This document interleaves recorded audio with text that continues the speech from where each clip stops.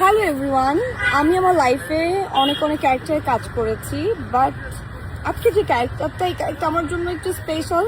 কারণ এরপর কি হবে? আত্মীয়দের ফোন, মেহেরিন সারা চারদিকে। শুটিং থাকলে খুব ভোরে উঠতে হয়, বাড়ি ফিরতে ফিরতে মাঝরাত পার হয়ে যায়, ফলে ঘুম কম হয়। বাধ্য হয়ে এখন বিরতির নিয়ে কাজ করছেন কেয়া পায়েল।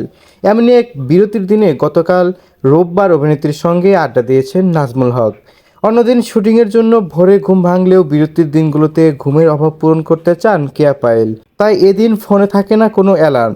দিনটি অভিনেত্রীর কাছে অ্যালার্ম ফ্রি ডে। ছোট ভাই বোনদেরও মায়ের বারণ, কোনো শব্দ করা যাবে না। ঘুম ভাঙতে ভাঙতে তাই দুপুর উঠতেই ছোট বোনের সঙ্গে খেলাধুলা, আঁকাআঁকি করেন।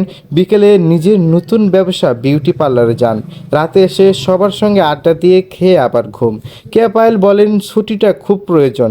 টানা কাজের ক্লান্তি শারীরিক ও মানসিক প্রভাব ফেলে। সুস্থ থাকতে ঘুম প্রয়োজন। দুপুরে মা প্রিয় খাবার রান্না করেন, এমন না যে 7-8 ধরনের রান্না করেন। মায়ের হাতে একটা শাক ভাজিও অনেক মজা, এতেই প্লেটের পর প্লেট চলে যায় পেটের ভিতরে। সোভিওর কেয়া পায়েলের কথাগুলোকে আপনি কিভাবে দেখছেন? এ বিষয়ে আপনার মতামত কি তা জানিয়ে কমেন্ট করতে পারেন আমাদের কমেন্ট বক্সে। পাগল হয়ে গেছি।